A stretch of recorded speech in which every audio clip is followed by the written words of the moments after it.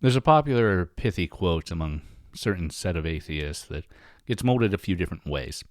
Let's go with Ricky Gervais's version from his appearance on The Late Show with Stephen Colbert in 2017. So basically, you believe in... You deny one less God than I do. You don't believe in 2,999 gods, and I don't believe in just one more. Now, if you've watched more than one episode of the show or know me, you know that I'm no atheist, but I am an atheist to a lot of gods, including some gods I used to worship. But I bring that quote up to frame the fifth essay in The Idols of Death and the God of Life, Victorio Araya G's The God of the Strategic Covenant. The author himself frames his essay with this question: how is it possible to affirm, confess, and celebrate faith in God in a context typified by centuries of hunger, exploitation, and poverty for the vast majority of our people? He then quotes Gustavo Gutierrez's book, The Power of the Poor in History. Recognizing ourselves as the people of God entails reposing the question, who is our God? Victorio spends much of this short essay exploring not just that question, but its unspoken inversion hinted at by those pithy atheists. Who isn't our God?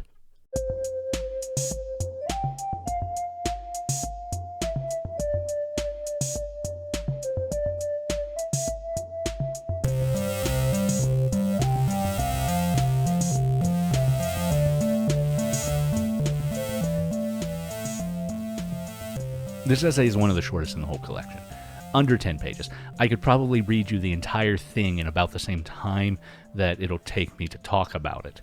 It's also the one I have most densely highlighted, well over half of it, some whole pages, because it so succinctly deals with many of the ideas at play in the rest of the book, and fittingly, it's the centerpiece. So by the time this episode is over, I'll probably have read most of it to you anyway, because I don't have a lot to add to Victorio's blessed words. The key question in the world of the exploited, who combine their status of exploitation with a deep experience of faith, is increasingly less, does God exist? And more, is God really on the side of those who are struggling for justice against oppression? God, the God of the covenant, is experienced as a strategic ally in their struggle.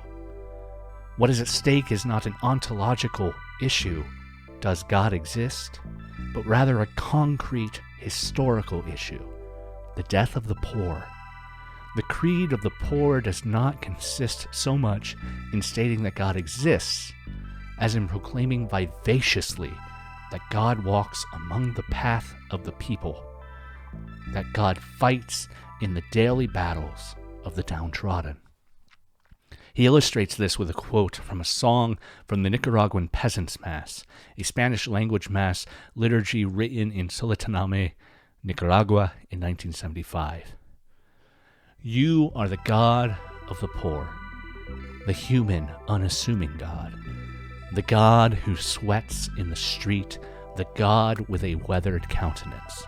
This is why I speak to you, as my people speak, because you are God the laborer, Christ the worker.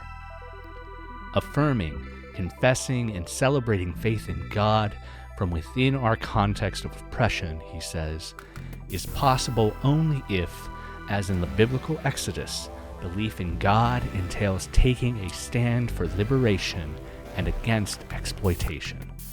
Faith in God finds its meaning in the struggle to transform history. Celebration finds its main altar in action taken in solidarity with the aspirations and historical march forward of the oppressed in their daily systematic struggle to experience freedom, justice, and fellowship, in their daily struggle for bread, work, health, housing. In other words, the struggle for the right to life. Victorio does admit that there are two groups that share certain commonalities with those who see God in this manner, but only part way. First are the activists for whom who is our God is an idle question, who say things like, I don't believe in God because I believe in human nature, or because I believe in justice, or because God is a tool of the exploitation and subjugation practiced by the ruling class. Second are Christians who see themselves as custodians of orthodoxy, who believe the proper biblical manner is to speak of the eternal, wise, and infinite God, rather than the God who sweats in the street, the God with a weathered countenance, God the laborer. He answers to both. There is nothing trite about the question, nor does it indicate a lack of faith. On the contrary, it is a question prompted by faith. It is a faithful and vibrant question. He moves toward the same underlying rhetoric of, I believe in one less God than you, though obviously from a different starting place. The great challenge to our theological reflection will not be, as it is for the progressive theology of the rich world, atheism linked with secularism, but rather the harsh fact of exploitation. The problem to be reflected upon is idolatry. The negation of idols is an affirmation of faith. The necessary illegitimizing of gods with a feigned Christian countenance, in whose name the oppression that some humans impose on others is legitimized. In the context of oppression, liberation, and of the people's struggle for life and the means of life, as in the case of the early Christians who were accused of being atheists because they rejected the official worship of the gods of the imperialist power, some form of atheism must take shape. That is to say, the renunciation of the idols of oppression has become once again essential to the Christian faith of the oppressed. In other words, the religion of Christ, the religion of the covenant, the God of Jesus, stands at odds with imperialism of any sort, but particularly in imperialism that claims that God is with the oppressor, whether that oppression flies on wings of a Roman eagle or a bald eagle. And while I spoke last week of how the forces of Christofascism in the U.S. are currently at odds with the version of Christianity that manifests as the American civil religion, the U.S. did not forsake its imperialist idols on January 20th, just dressed them in different clothes.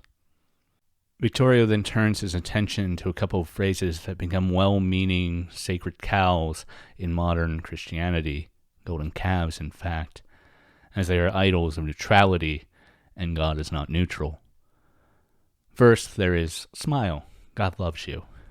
Now, while God is love, certainly, we have come to make that phrase mean God is neutral.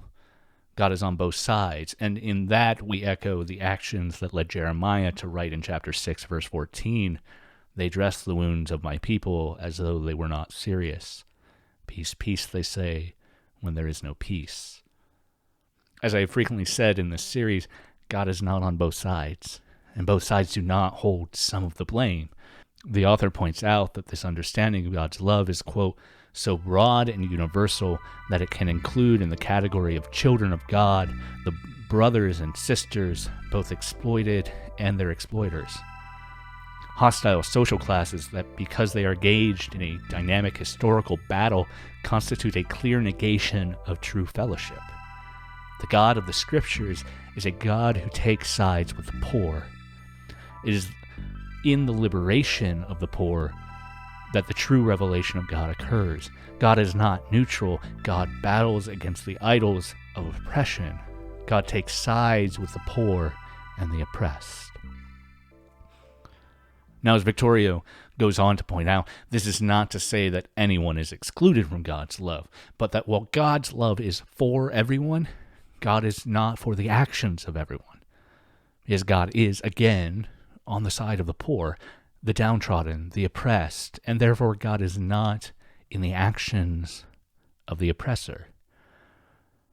The second phrase, as Victorio puts it, is, I believe in an all-powerful God, but more often I see it articulated as God is in control, or even, most often today, as the trite thoughts and prayers, often for all manner of avoidable but inevitable horrific consequences of the society we have built for ourselves. In this ideology, God's existence is framed as an excuse for humans to do nothing but sit and wait. Quote, "The role of the Christian is reduced to that of a passive resignation, simply waiting for new heavens and new earths." Now, Paul speaks against such an idea in the oft-cited but rarely understood 2 Thessalonians 3. The essay continues, "The dimension of protest, struggle, and historical initiative to assume the risks entailed in the construction of a new earth disappears." He argues that the biblical perspective is at odds with this. The God of the Bible gives humanity the task to ponder the meaning of history, to take the option on behalf of the lowly, Matthew 25:40, to ensure that justice and love will be restored and shown to be victorious. Our task is to make history. In Genesis, humanity is tasked as the steward of creation, the gardener, the caretaker, the transformer of the world. And as Paul told the Corinthians, we are God's co-laborers, collaborators. Creation is not merely an act of liberation on the part of God, but also an act of self-liberation on the part of the people. And that self-liberation happens in community. Victorio closes his essay by putting this all much more bluntly. The Bible often returns to the theme that humans invent gods, fabricate them. To be sure, humans have long made images of God. But at a deeper level, the Bible denounces all the mystification that we resort to in contriving ideas of God, according to our convenience and interests.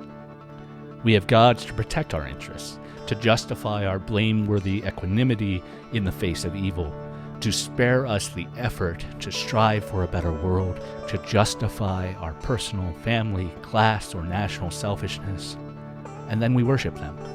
But in reality, we are worshiping ourselves. True, we do not always realize what we are doing. Sometimes because we do not attach a religious significance to it. Some of us say that we are not religious, that we are not interested in religion, but we have made some creaturely thing, wealth, power, comfort, a god, and we sacrifice everything to it. Or what is worse, we call ourselves Christians, we claim to worship the true God and to believe in Jesus Christ, but in reality we conceal under those names our own selfish group or class interests. We have kept the name of God, but we have emptied it of content. There can be no true faith if these false gods are not destroyed.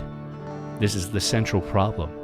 In order to believe in God, we must first disbelieve in the gods that we have contrived. We must begin by being atheists. Wow.